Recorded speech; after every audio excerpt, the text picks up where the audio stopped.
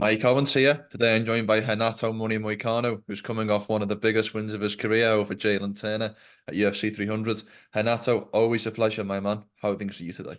Thank you so much, my brother. Everything good. How about you? Very, very well. All the better for speaking with you today, my friend. Where does your win over Jalin Turner last Saturday rank in terms of your best wins? Do you think it is the best win of your career? Hard to say, my brother. I think probably my best wins was over maybe over Cub Swanson, maybe Jeremy Stephens, Hmm. but definitely that's a good win for me, especially on lightweight. There was a lot made of the UFC 300 card. It was arguably the biggest card in combat sports history. I want to know from your perspective, did fighting on 300 mean anything extra to you, or did it just feel like another fight? Of course, was huge, but at the same time, I was trying to make myself believe that was just another fight, Mm, so I don't got caught in the moment. mm. But after the fight, after the press conference, after everything, I mean, man, that's huge, because my following got so much big in my audience, like the hype behind my fight. So especially after the speech and stuff, so now I can realize that was huge for my career. But at the time, I was just thinking about Oh, I'm sorry. No problem. I was just thinking about beat Jalin Turner. So was huge, but I was trying to not thinking too much about that. Now you've had some time to reflect. You've had over a week since the fight. Oh, Yes. and Renato's having trouble with the mic, the phone Yeah. No. holder. Now you've No had some problem. time to reflect on the fight. How do you look back on your performance? Are you happy with it? Obviously, you had the knockdown at the end of the first round, but overall, are you happy with the fight? I was happy, especially because my takedowns were on point, or like I didn't have that much hard time trying to take him down. But of course, I work more on my footwork and on my head movement. I got caught on the first round, so even though I beat Jalin Turner, I will use the fight to be even better, if you know what I mean. Obviously, there was a lot made of the knockdown. Jalen walks away as he drops you. I don't think anybody other than maybe even Jalen doesn't even know why he did that. In that moment, how hurt were you? And if he had have followed up with some ground and pounds, do you think he would have? Do you think the stoppage was close? How buzzed were you in that moment? No, he got me really, really hard, right? So I felt the punch, but I got back right away. So I guess we're never gonna find out. I cannot say 100% if I will Mm. survive or not, if I had survived or not. But the point is, he walk away and I survive, and then I beat him. So there is no point in looking backwards and and and try to guess Yeah. what happened. What would have. I don't know how to say that. How that could end up. So in the end of the day, I just did my job, was to stay on the fight, uh, put my mind back on track, and put him on the ground and finish him, and that's what I did.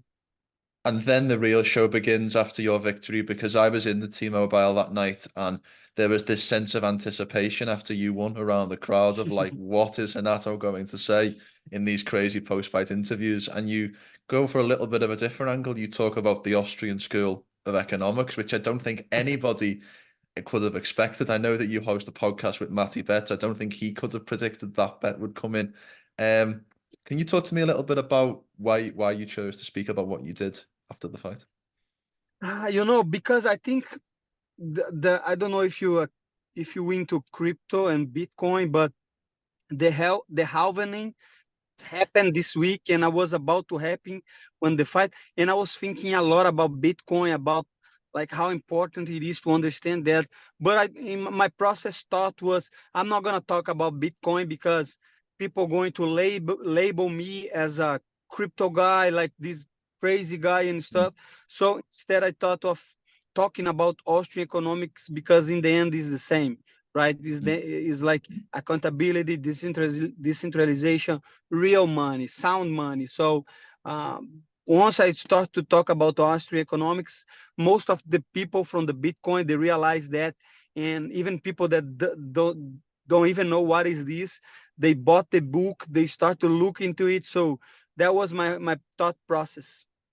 How long has Bitcoin and crypto and finance, how long has that been an interest of yours? Since 2021 was when I was start to learn about crypto, in 2020, 2021. So I think was around that time. Hmm. Um, following the week, as you know, I was obviously in Las Vegas. We didn't get to meet up, but I was around all of the events, and you seem to get a real appreciation from the fans all week. I remember at the press conference when you were asked your question, and there was this crazy roar from the crowd for Money Moicano. Are you enjoying this extra level of stardom that you seem to have unlocked over your last couple of fights? Yes, I like a lot, like the love from the fans and from the public. I don't fall for it because once you lose one or lose two, Mm. this is going. Of course, people just love fighters that are winning, but no matter what, the fans pay the bills. The fans are what make the sport great, and I have appreciation for that because I can do what I like, I can do what I love to do because the fans pay for the pay-per-views, for the merchandise. They are the thing, the staple, the thing that keeps this sport. So I think you we own that to the fans. Do you see yourself as a star, or do you think that your popularity can grow even more, or do you see yourself as already No, a star? I think I am getting popular right now because of all that stuff that I'm doing outside fighting. But at the same time, I'm not the same. I am not on the same level as other athletes. So I will keep working. I will keep doing my job, and I don't even care too much about Mm. that. Of course, being popular, it's good. Of course, one day if I become a huge star, we're going to be good for business. But like I said, this is too. Uh, this is too volatile, right? So Mm. I don't make plans of being super popular. I just want to get my money, to get paid, to get the best opportunities out of this and move on. Well, now you're moving to the top 10 of the UFC lightweight division. A lot of big fights potentially for you next. When you look at that top 10, the other guys in those rankings, who do you look at as easy money for Money Hmm. Moicano? I think Dariush is a very good fight for me, especially because he doesn't have a fight. He's coming off two losses, and I think that would be a good fight for me. Beneil Dariush. What is it that interests you about the Dariush fight? Because the last time we spoke, you mentioned Beneil. Is it the grappler versus grappler, be able to test yourself against someone of his skills? What is it that interests you about the Beneil fight so much? I think the rankings, right? I want to Mm. be on. I want to eventually fight for a belt, be on the top of the division. And I think the fighters that don't have a fight schedule right now, he's the only one that doesn't have a fight and is the best ranked opponent possible. So I think what makes that fight possible. Before this fight, it felt like the fight that was next for you might have been Paddy Pimblett. It feels like you've had this kind of friendly, it hasn't been too nasty, but a friendly back and forth over the last months and years with Paddy. Obviously, now you're in the top 10 and I'm presumably looking up the division. Do you feel like you've maybe moved on from the Paddy Pimblett fight, or do you still think Uh, that is an I option? don't know up to the UFC what they want to do, what are UFC plans, if they want to make the fight, how much money they want to spend on the fight. I am a top 10 now. I want to go for the belt, but who knows, right? Who knows? I am a fighter, and like I say, I don't have too much hate for Paddy Pimblett. I think he's doing what he's supposed to do. He's a popular fighter. We are just have to sell a little bit the fight, So Mm. it's going to be fun. If we fight, it's going to be fun. So if the UFC come to you and they say Paddy Pimblett's UFC 304 in Manchester, England in July, what is your reaction? Yeah, let's talk about business. Let's talk about money. What's the money? Let's get a new contract. Let's everything depends on the offer, the date, the opponent. I don't have anything scheduled, anything planned. I will talk my mind with UFC, and I will see, and we will figure out what makes sense. Hmm. There's a guy who also had a big win on UFC 300 who's one ranking above you, and that's Max Holloway. I saw your reaction when somebody asked you if you have interest in the Max Holloway fight. Is that the same? You still don't want to fight Max? No, that fight's not happening for sure. I did that because it was a joke. Of course, I want to fight Of Max course. Holloway. He's a legend, but at the same time, I think he will fight for the belt in 145. I don't think he will stay on 50, on 55, even though I think he looked even better on the 155.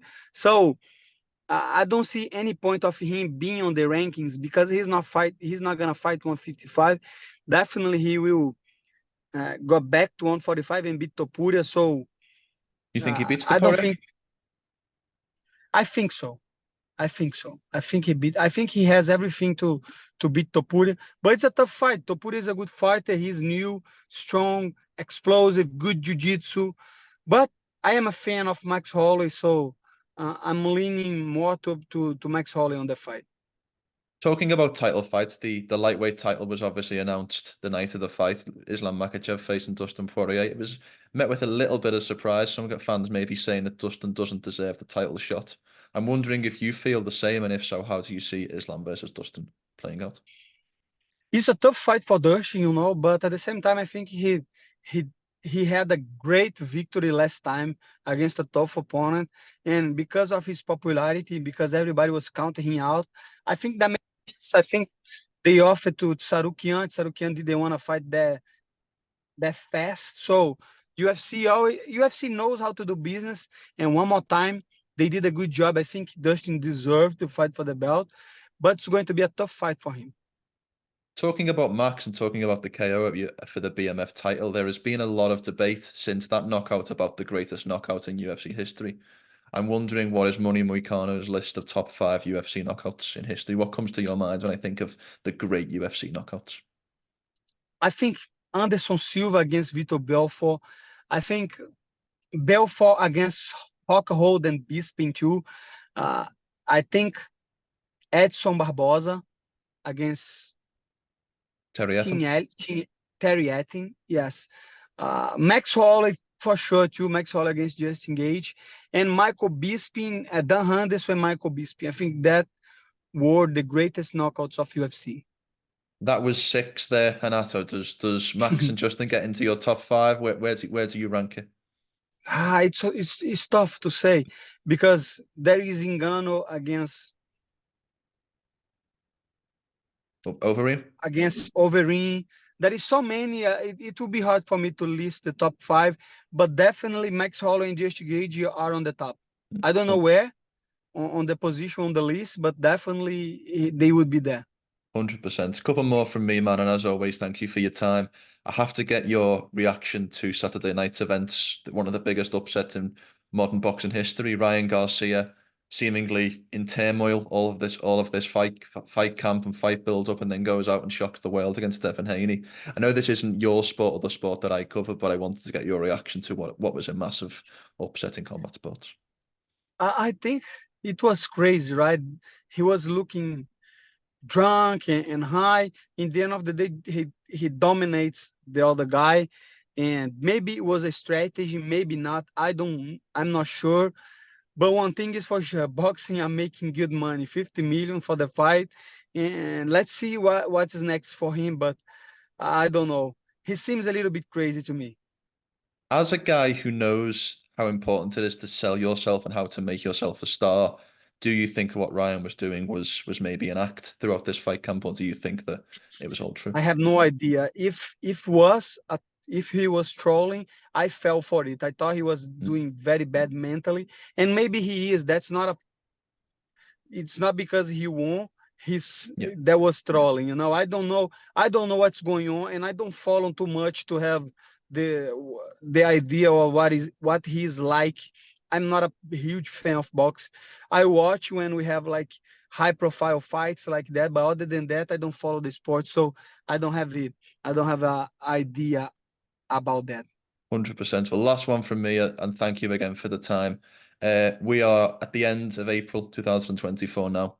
Where would Money Moicano like to be come the end of April 2025? What are your goals for the next 12 months? for sure be on the top 5, beat one or two guys, be on the top 5, be on the title conversation. Let's see. I'm not making any plans. I'm just trying to be better and to get as far as I can. I love it. Renato, very much thank you for the time. I know you're a busy man who does a lot of podcasts, does a lot of work when you're not in fight camp. So thank you for the time. And again, congratulations on the victory. Thank you so much, my friend. I hope you stay well, okay?